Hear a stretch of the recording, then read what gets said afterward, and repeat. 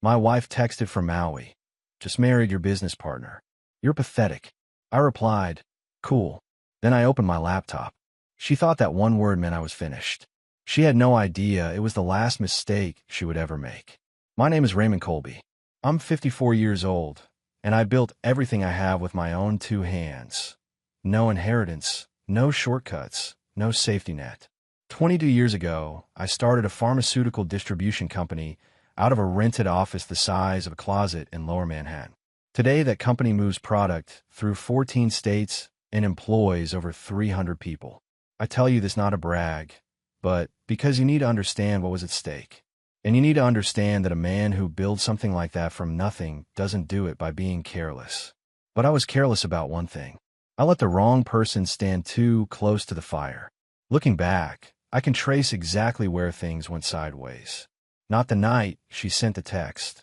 That was just the moment the curtain finally dropped. The real beginning was the day I introduced Portia to Reed Calloway at a company dinner 3 years ago. She was my wife. He was my new business partner, a man I had personally vouched for, personally mentored, personally helped get a foothold in an industry he would have never entered without my name behind him. I shook his hand that evening and felt good about it. Thought I was building something lasting. Turns out I was handing a fox the keys to the henhouse and pointing him straight at the door. I should have seen the signs earlier. The locked phone screen that appeared out of nowhere. The client dinners that ran past midnight. The way she stopped asking about my day. Not slowly, but like a switch had been flipped. I noticed. I always noticed. But I told myself I was being paranoid, that a man who works as hard as I do isn't entitled to demand constant warmth at home. I was wrong to talk myself out of it. Dead wrong. The text came on a Thursday night. I was in my home office reviewing quarterly reports when my phone buzzed on the desk. I picked it up without thinking. It was from Portia. Just marry my business partner in Maui. You're pathetic, by the way. There was a photo attached. Portia in a cream cocktail dress, standing barefoot on some hotel terrace with a view of the Pacific behind her. Reed Calloway in a linen suit, arm around her waist, looking like a man who had just won something. Lay garlands around both their necks. Pink and orange sky. I stared at it for a long moment. Not because I was shocked. Something in my gut had been bracing for a blow for months. I was studying the image the way you study a contract before you sign it. Looking for the details. Memorizing them. I set the phone face down on the desk. Then I picked up my cold coffee, took a slow sip, and turned back to the quarterly report. Read 3 more lines. Then I picked up the phone again and typed my reply. Cool. Sent it. Set the phone down again. Then I opened my laptop. I want to be clear about what happened in the next 4 hours, because people always assume a man in my position would be throwing furniture or reaching for a bottle. I did neither. What I did was work. The kind of quiet, methodical work that I had honestly been preparing for longer than I cared to admit. I started with the financials. Our joint brokerage account, frozen. Her personal investment portfolio linked to our family office, flagged and suspended under the spousal asset protection clause. The shared American Express Centurion card, deactivated. Her access to the company expense account, revoked. I moved through each item the way I move through a due diligence checklist. No hesitation. No second-guessing. By midnight, I had changed the biometric locks on the penthouse. Her facial scan, fingerprint profile, and key fob access, all purged from the system. I watched the confirmation screen for a moment, then moved on. By 1 in the morning, I called my attorney, Douglas Farr, and left him a message marked urgent. Then I opened a folder on my encrypted drive that I had labeled 6 months ago. I had named it simply, Contingency. It wasn't empty. I had started building that folder the week I found a hotel receipt in the pocket of her blazer. The one she wore to a conference in Boston that her assistant later let slip had been canceled. One receipt. That was all it took to flip a switch in my brain. After that, I stopped reacting and started recording. Cloud account mirrored. Location data cross-referenced. Expense logs audited. 8 months of quiet, patient documentation.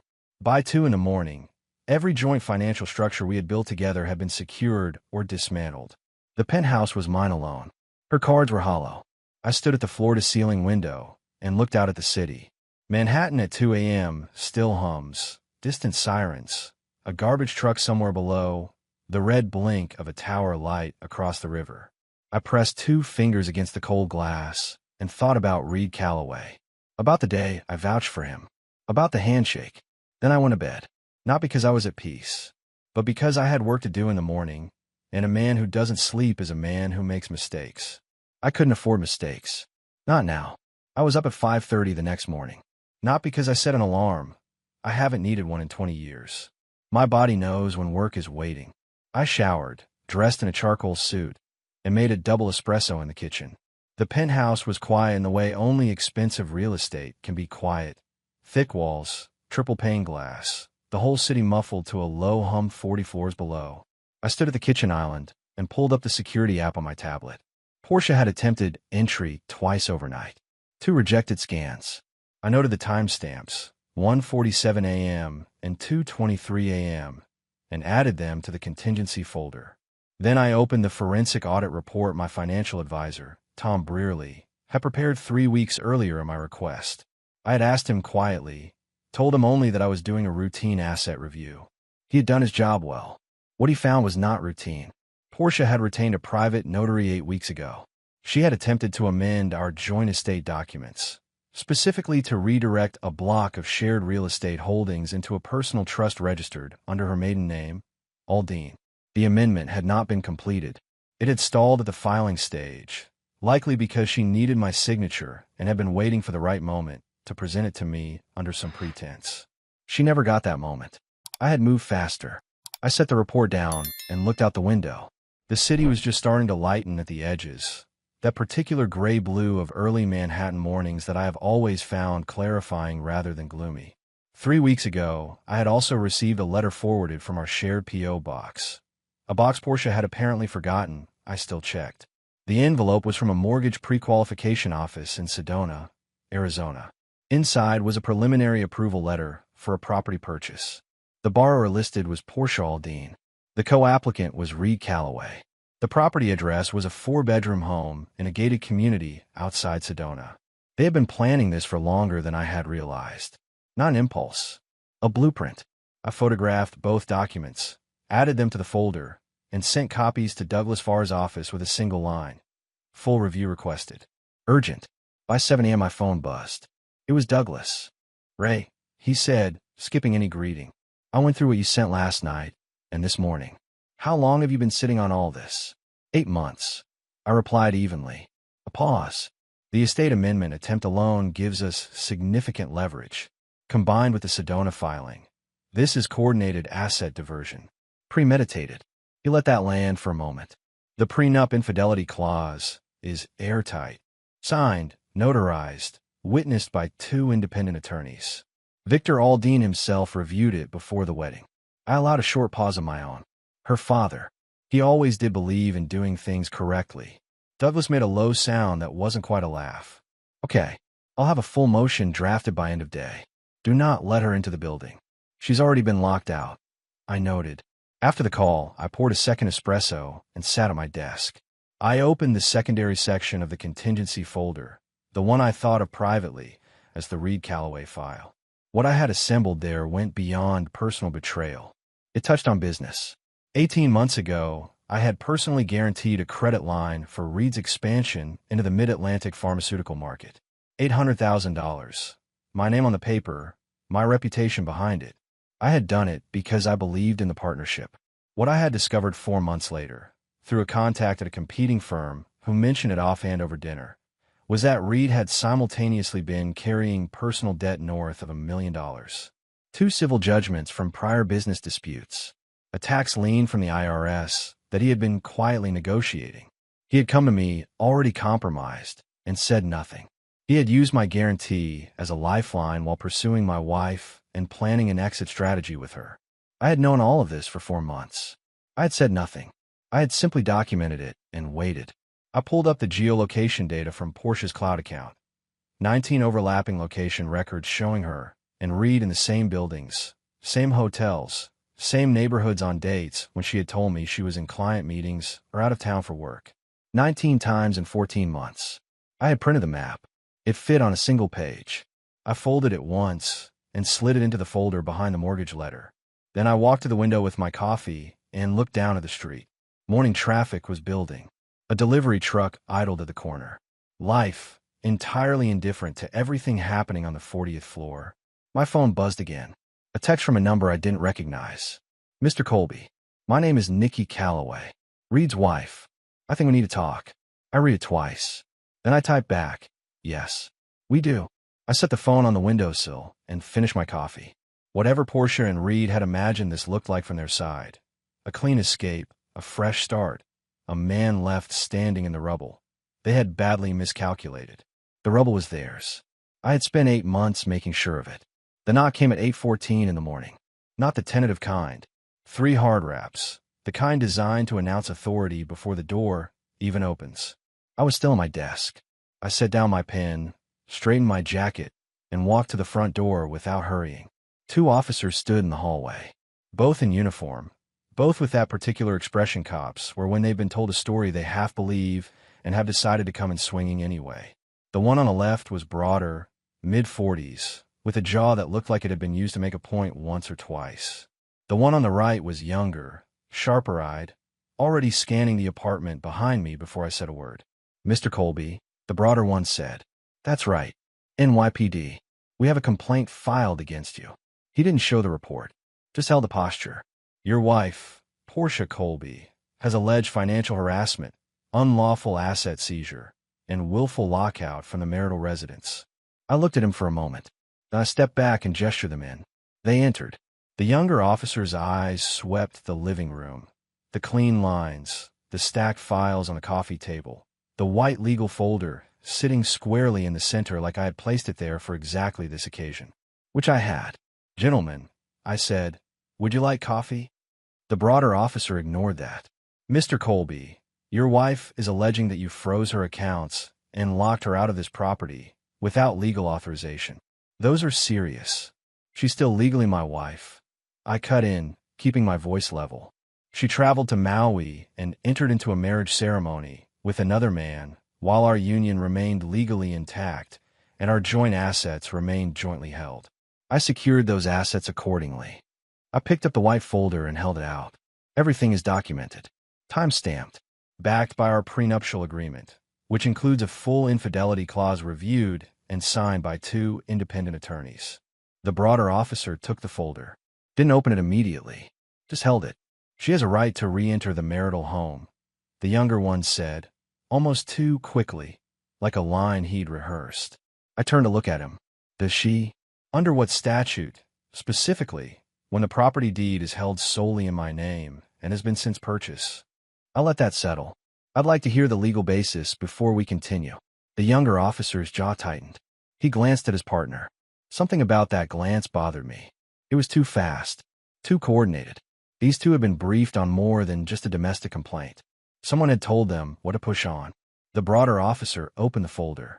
I watched his eyes move across the first page, the prenup summary, the asset log, the timestamp security records from the night before. This is more documentation than most civil attorneys produce in a week, he said quietly. I tend to prepare, I replied. He flipped to the 3rd page, the forensic audit summary showing Portia's attempted estate amendment. His expression didn't change, but his shoulders dropped a fraction. The younger officer leaned over to look, and for the first time since they'd arrived, neither of them spoke. I let the silence run. Finally, the broader officer closed the folder and held it back out to me.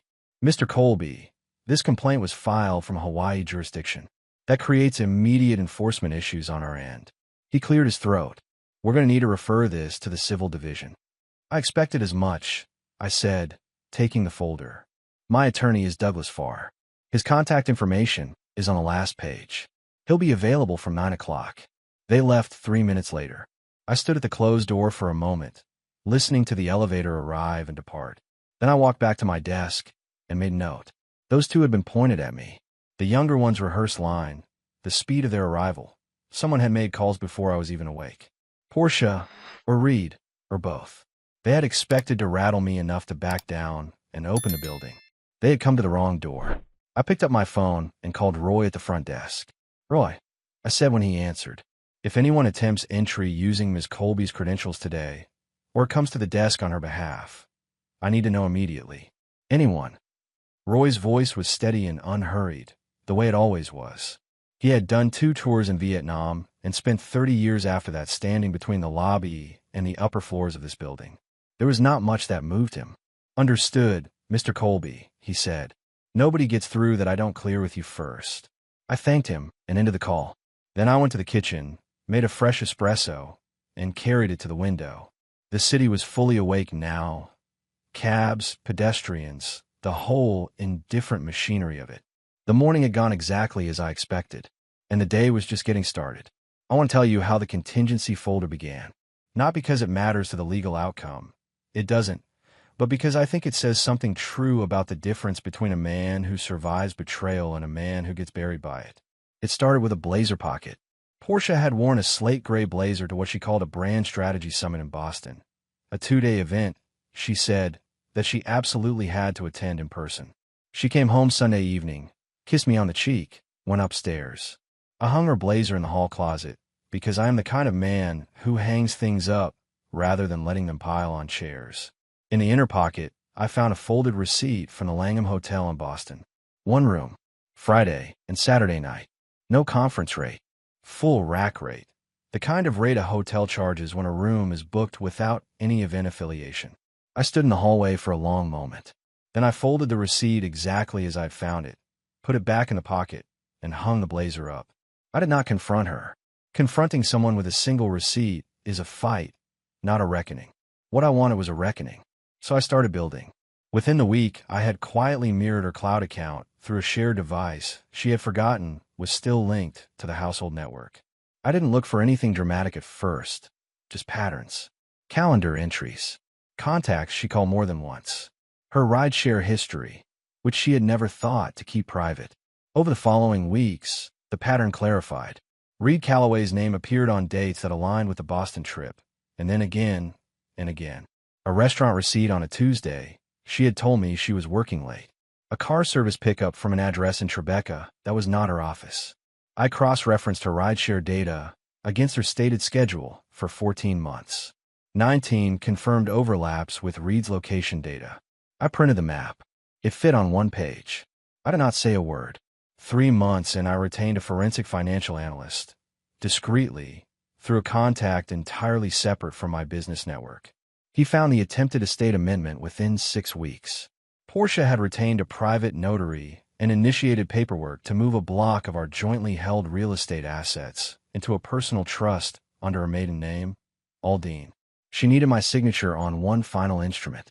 She had been building up to asking for it, presumably waiting for a moment when I seemed relaxed and unsuspecting. That moment never came. 2 months after that, the Sedona mortgage letter arrived at our shared P.O. box. Reed Calloway listed as co-applicant. A 4-bedroom property. Pre-approved. I photographed it, added it to the folder, said nothing. And then my investigator came back with a Reed Calloway background report. The man I had personally guaranteed $800,000 for. The man whose name was now on a mortgage application with my wife was carrying over $1 million in personal debt. 2 civil judgments from prior partnerships gone bad. An IRS tax lien he had been negotiating quietly for 2 years. He had come to me already compromised, already underwater, and used my guarantee as a rope to climb out while planning an entirely different future with Portia. I remember sitting with that report at my desk on a Tuesday morning, reading it twice, then placing it in the folder and going to 10 o'clock meeting. I didn't skip the meeting. I ran it. Because that is what you do when you are building something worth protecting. You keep working. You keep thinking. And you make sure that when the moment finally comes, everything is already in place. By the time Portia sent that text from Maui, I had 31 documents in the contingency folder. The text from Maui became document 32. Her 2 failed entry attempts that first night became 33 and 34. I had started as a man being deceived. I had finished as a man with a complete record of every move they had made. The difference between those 2 things is not talent. It is patience. Connor called at 9:47 that morning. I saw his name on the screen and picked up before the second ring. Dad. His voice was tight. Not panicked. Connor doesn't panic. He gets precise when things go wrong. Same way I do. Tell me what's happening. I saw a photo on Instagram an hour ago. Mom in a wedding dress in Maui. Someone tagged her. I sat back in my chair. What I'm about to tell you isn't easy to hear. but I need you to hear all of it before you respond. I spent 8 minutes walking him through the key facts. The text, my response, the financial lockdown, the attorneys, the documents. I did not editorialize. I gave him the information the way I would brief a colleague, clean, sequential, complete. When I finished, he was quiet for a moment. Not the silence of shock, more like a man running calculations. Reed Calloway, he said finally. The name came out flat and deliberate. Yes, I had dinner with that man 4 times. You brought him to our table. A pause. How long have you known? 8 months. I wanted to be certain before I moved. Another silence. Then, and I heard something shift in his voice, something that sounded less like a 24-year-old and more like someone much older. She called me last week. Said she wanted to have lunch when she got back from her trip. I thought it was just, I don't know, mom being mom. He exhaled. She was going to tell me afterward, wasn't she? Once it was done, present it as a fait accompli. That would be consistent with the pattern, I said. Dad. His tone was direct now, the way it gets when he's made a decision. I'm a financial analyst. I know how asset structures work. What do you need from me? I told him to stay available, stay quiet, and let Douglas Farr handle the legal mechanics. I also told him something I had been waiting to say for months. The man who married your mother built nothing on his own. Everything Reed Calloway has, he built on borrowed credibility and borrowed money. Most of it borrowed from me. That's going to matter in court. Connor absorbed that. He used your guarantee to float himself while he stopped. His jaw must have tightened because his voice went quieter. Okay, I'll stay close. You call me if you need anything. We ended the call. I set the phone on the desk and looked at the wall for a moment. 24 years old and already carrying himself like a man who has decided exactly who he intends to be. I had done at least one thing right. That afternoon, Portia attempted entry to the building for the 4th time. Roy called me at 2:15. She's at the desk, Mr. Colby, he said, unhurried. Says she needs to collect personal belongings. Has a gentleman with her. Not Mr. Calloway. Someone I don't recognize. Could be an attorney. Don't let either of them pass the lobby, I said. Tell her that access for personal belongings must be arranged through my attorney. You have Douglas Farr's card. Already told her that, sir. She's not pleased about it. I could imagine. Hold the line, Roy. Always do, he replied. 20 minutes later, she was gone. Roy texted me a single word. Clear. I typed back. Thank you. That evening I received a text for Victor Aldine. Portia's father. 68 years old. Former federal prosecutor. A man who had spent 30 years arguing cases in front of juries and never once lost his composure in public. His message was 4 lines. Raymond, I heard from Douglas's office this afternoon. I want you to know, I am aware of what my daughter has done. I'm not going to pretend otherwise. I have something that may be relevant to your case. I'd like to meet. I read it 3 times. Then I type back, tomorrow morning. My office. 9 o'clock. I set the phone down and looked out at the city. Victor Aldine was not a man who reached out without a reason. Whatever he was bringing to that meeting, it would be significant. He had reviewed our prenuptial agreement before the wedding. He had done it because he believed in doing things right, even when it applied to his own daughter. I had respected him for that then. I respected him more now. I poured 2 fingers of bourbon, the first drink I had allowed myself since the text from Maui, and stood at the window. The city moved below, indifferent as always. Reed Calloway was somewhere in it, probably believing the hardest part was behind him. Portia was somewhere with her blocked cards and her rejected entry attempts, probably telling herself she still had options. They were both wrong. The hardest part for them was just beginning. The Manhattan Healthcare Innovation Gala was held on a Thursday evening at a private club in Midtown that smelled of old money and fresh flowers. Portia and I had co-sponsored the event for 4 consecutive years. Her name was on the donor wall beside mine in embossed gold lettering. She had always loved that wall. I arrived alone in the charcoal tuxedo she had once told me made me look like I owned the room. I wore it deliberately. The evening began with the usual choreography, cocktails, introductions, the careful navigation of a room full of people who were all simultaneously networking and pretending not to. I moved through it easily. This was my element, had been for 20 years. I shook hands, exchanged brief words, kept my expression pleasant and my posture straight. The whispers started within the first 20 minutes. I caught fragments, Portia, Maui, someone she worked with. I did not slow my stride. or change my expression. Let them talk. In rooms like this, information is currency, and I had already spent mine strategically. Midway through the evening, during dinner, I was approached by a journalist I recognized, a financial reporter from a business publication who had covered our company twice in the past. He came to my table with a recorder already in his hand, which told me this was not a casual conversation. "Mr. Colby," he said, pulling out the chair across from me without waiting for an invitation. "I was hoping to get a comment on the reports circulating about your wife and the Maui ceremony." I looked at him for a moment. Then I set down my fork, folded my hands on the table, and said in a voice that carried just enough to reach the two tables nearest us. "My wife had a big night in Maui. So did I." I picked my fork back up. "That's all I have for you." He sat there for a second, uncertain whether he had a quote or a dismissal. Then he stood, nodded once, and left. The table nearest me went quiet for exactly 4 seconds. Then conversation resumed, a little louder than before. By morning, that exchange would have traveled through every relevant network in the city. I had counted on it. After dinner, the director of donor relations approached me with a clipboard and a carefully neutral expression. "Mr. Colby," she said, "for the donor wall update, will we be listing both names again this year?" I took the pen she offered, drew a clean line through Portia's name on the form, and handed it back. "Full listing under Colby this year," I said. "Single plaque." She took the form without comment, though her eyes registered the moment. I walked away before she could find anything to say. At 10:15, I stepped outside to the terrace for air. The city spread out below in its usual uninterested brilliance. My phone buzzed. A message from Douglas Farr. Nevada reviewed the complaint.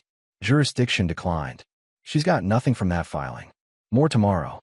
I read it once, pocketed the phone, and looked out at the skyline. While I was raising my glass at that table, Portia was somewhere making calls that weren't landing. Reed Calloway's financial situation was about to become public record through the court filings Douglas was preparing.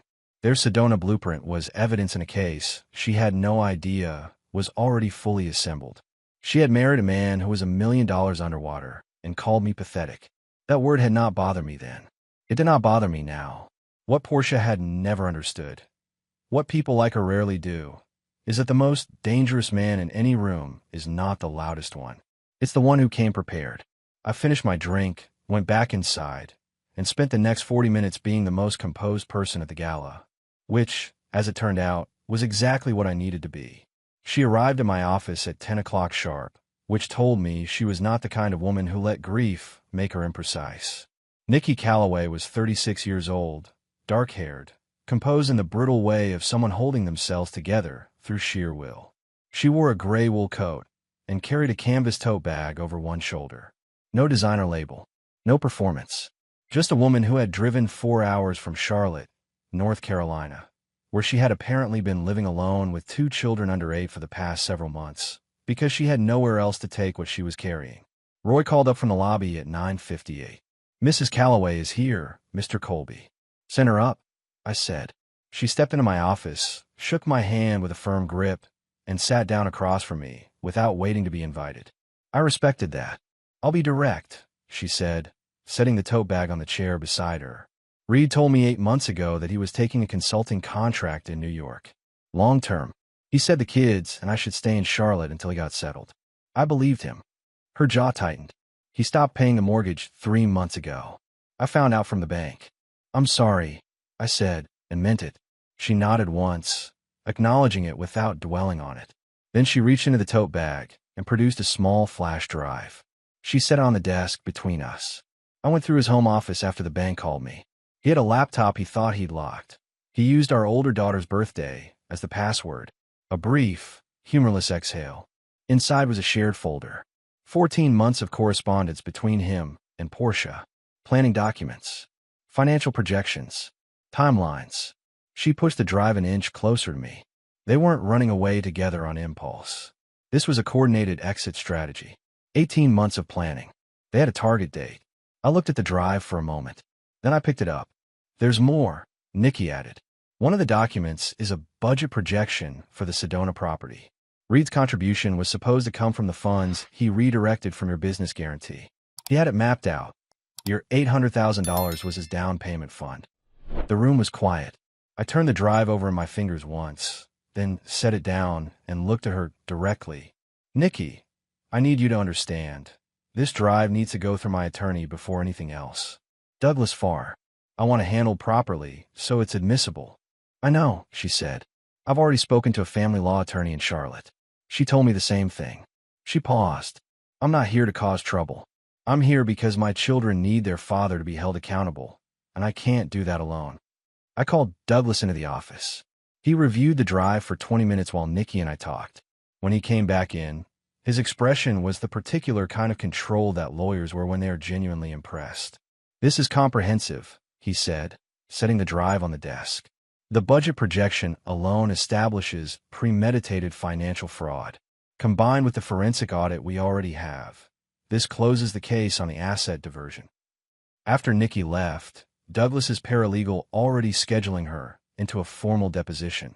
I sat at my desk for a long moment. Then my phone buzzed. A text from a number I recognized now as Reed Calloway's. Ray, I know this looks bad. Can we talk? Man to man. I think there's a way through this that doesn't have to get ugly. I read it twice. Then I type back one line. My attorney's name is Douglas Farr. His number is in your phone. I set the phone face down on the desk. Reed Calloway wanted a conversation. What he was going to get was a deposition. The difference between those two things was the difference between a man who thought he could still negotiate and a man about to discover that the negotiating window had closed 8 months ago. I stood up, walked to the window, and looked out at the city. Connor was at his desk somewhere in Midtown, running numbers that had nothing to do with any of this. Roy was downstairs, steady as a wall. Douglas was already drafting. Victor Aldine was coming in tomorrow morning with documentation that his own daughter would not be able to counter. Everything was in motion. Everything was where it needed to be. The article ran on a Tuesday morning. I found it at 6 a.m. when Douglas sent me a link with a single word. Predictable. The headline read, Manhattan PR executive speaks out. My husband controlled everything. The piece ran 400 words in a lifestyle publication with a substantial online readership. Portia was photographed looking poised and slightly wounded, seated in what appeared to be a hotel suite. The article described a marriage characterized by emotional distance, financial domination, and a husband who responded to her attempt to find happiness by weaponizing their shared assets. There was no mention of Maui, no mention of Reed Calloway, no mention of the 8 months of documented deception preceding the text she sent at midnight. I read it once, set my phone down, made espresso. Then I called Douglas. How do you want to handle it? He asked. 2 things, I said. First, send the publication's editor the prenuptial agreement summary and the forensic audit overview. Not everything, just enough to make them understand the liability of the story they're currently hosting. I paused. Second, I want the audio file released. The one from a cloud account. Douglas was quiet for a moment. We had discussed the audio file before. It was a recording from Portia's own device, a conversation with Reed, captured 14 months ago through an app whose microphone permissions she had never reviewed. In it, her voice was clear and unhurried. I'm not ready to give up the money yet. Once the Sedona deal closes, then we move. That file goes public, and this story dies in 12 hours, Douglas said. That's the point, I replied. By noon, the publication had quietly removed the article from its website. By 2 p.m., Douglas had released a 1-paragraph statement. No quotes, no drama. Attaching the prenuptial infidelity clause and noting that full documentation of the relevant facts had been provided to counsel for both parties. The silence that followed was its own statement. That same afternoon, word moved through the pharmaceutical distribution network. The specific professional world Portia had inhabited for a decade, that Reed Calloway's IRS lien and civil judgments had been filed as part of the discovery record in the divorce proceedings. His name, his debt, his history, all of it now on public record. 2 industry contacts called me that afternoon to ask, carefully, whether certain pending agreements with Calloway's firm needed to be reviewed. I told them to speak with their own counsel. By Thursday, Reed Calloway's consulting contracts in the Mid-Atlantic market had gone quiet. 2 clients had put engagement renewals on hold pending the outcome of the proceedings. A third had terminated outright. Portia called Connor that evening. He answered, which surprised me when he told me later. She had apparently wanted him to serve as an intermediary, to carry a message to me that she wanted to talk, privately, outside the attorney's. Connor's response, as he recounted it to me the next morning, was brief. "Mom, I found the laptop. I know when it started. There's nothing to talk about." He had ended the call before she could respond. I did not comment on that when he told me. I simply nodded. Victor Aldine came to my office that Thursday morning, carrying a leather briefcase I had seen him carry in photographs from his prosecutorial years. He sat across from me, set the briefcase on the table, and opened it with the deliberate precision of a man who had spent decades making every motion count in a courtroom. Inside were three things: a handwritten journal with dated entries going back 22 months, a printout of a conversation he had overheard between Portia and Reed at a family dinner 11 months ago, documented the same evening and signed by Victor as a witness account, and a letter Portia had written him 4 months ago asking him to explain how to move assets into a personal trust without triggering marital disclosure requirements. He had kept the letter. He had kept all of it. "I didn't know what I was watching at the time," he said quietly. "I thought she was stressed. I told myself it was a difficult period in the marriage." He looked at me steadily. I was wrong to tell myself that.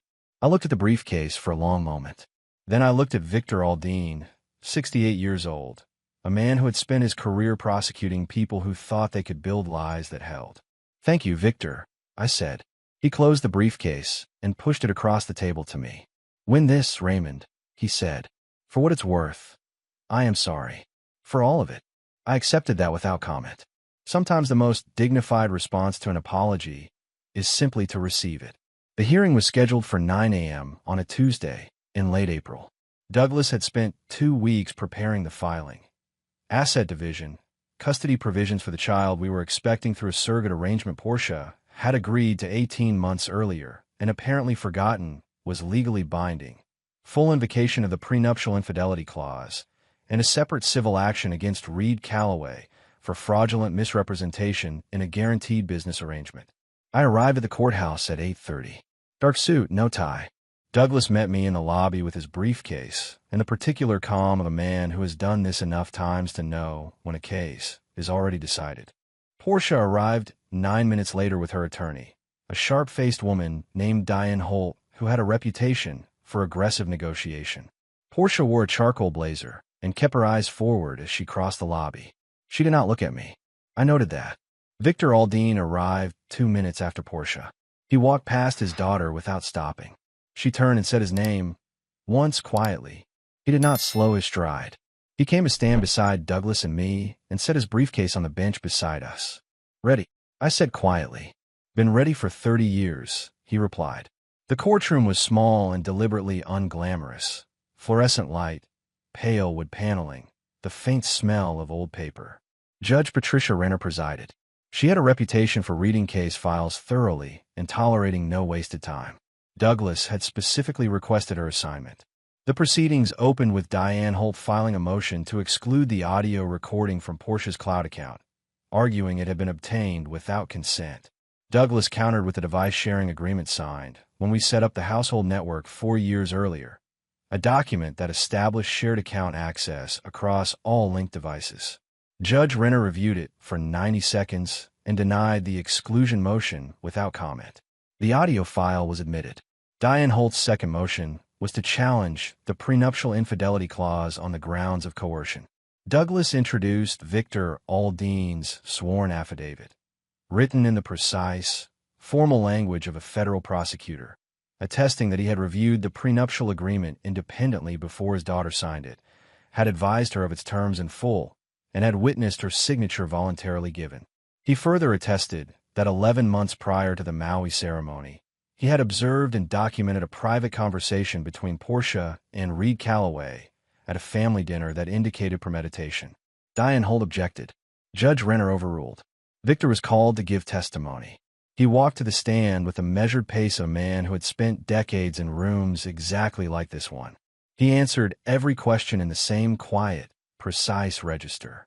When Diane Holt pressed him on why he had chosen to testify against his own daughter, he looked at her with the kind of steadiness that does not come from rehearsal. "Because the truth does not change based on who it is inconvenient for," he said.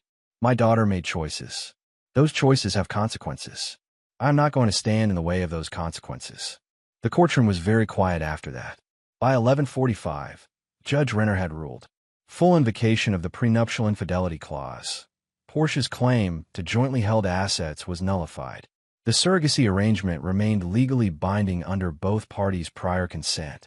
The civil action against Reed Calloway was referred to the appropriate division with the court's notation that the evidence of fraudulent misrepresentation was substantial. Portia sat motionless while Diane Holt gathered papers. At one point she turned and looked at her father. He was already standing, closing his briefcase. He had not looked back. Connor was waiting in the hallway outside when Douglas and I emerged. He shook Douglas's hand, then turned to me. He didn't say anything immediately. He put his hand on my shoulder for a moment, just that, and then dropped it. "Lunch," he said. "Yes," I said. "Somewhere quiet." We walked out of the courthouse into a gray April afternoon. Reed Calloway had not appeared. His attorney had filed a notice of separate representation that morning, which Douglas had anticipated. The civil case against him would proceed on its own timeline. The IRS lien, the civil judgments, Nikki's deposition, the flash drive. It was all filed, all documented, all moving forward through the machinery of consequence. He had borrowed my name, my money, and my trust. Now he had my attorney. 3 months later, I was sitting in the third base line seats at Yankee Stadium with Connor when my phone buzzed. I silenced it without looking at it and watched the pitcher wind up. We had come to 3 games together when Connor was growing up. Never enough. Always something that got in the way. Work, travel, the general machinery of building a company. I had told myself there would be time later. There is never as much later as you think. Connor had a hot dog in one hand and his program folded in the other, the same way he used to hold it at 12 years old. Some things do not change, and that particular continuity was worth more to me than I could have put into words. "She called again," he said, eyes on the field. Not accusing, just reporting. "I know," I said. "You don't have to answer." He was quiet for a moment. "I picked up this time. Last Thursday." A pause. "She cried. Said she made a catastrophic mistake. Said Reed had turned out to be exactly what you always told me to watch out for in business. A man who borrows credibility and delivers nothing." He exhaled. "She asked if there was any chance." I watched the pitch. "Strike 2. What did you tell her?" I asked. "I told her I needed time," Connor said. "I told her I didn't know yet." He turned the program over in his hands. "Is that wrong?" "No," I said. "That's honest." He nodded.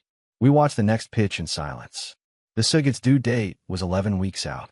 Douglas had finalized the legal custody framework the previous week. Clean, complete, uncontested. Whatever else had happened, that future was secure. Reed Calloway's situation had continued its downward trajectory without any additional effort from my end. The civil judgment had moved forward. The IRS had formalized its lien into active collection proceedings. Nikki had filed for divorce in North Carolina, and the family court there had issued an emergency support order that attached to what remained of his liquid assets. 2 of his former Mid-Atlantic clients had joined the civil action as co-plaintiffs. The Sedona property had never closed. The mortgage lender had withdrawn the pre-approval when the IRS flag surfaced during title review. He had run a very elaborate operation and ended up with nothing, not even a house. Portia had relocated to an apartment in Brooklyn. Her PR firm had terminated her contract the week after the audio file became part of the public court record. She was, by all accounts, rebuilding from a much smaller foundation than she had expected to be standing on. That was not my concern. I had no interest in adding to her difficulties, and no interest in diminishing them either. She had made her choices. So had I. Victor Aldine called me on a Sunday morning 3 weeks after the hearing. He asked how I was. I told him honestly, I was well, and getting better. He said the same. We talked for 11 minutes about nothing in particular. Baseball standings, a new restaurant near his apartment, a book he had been reading.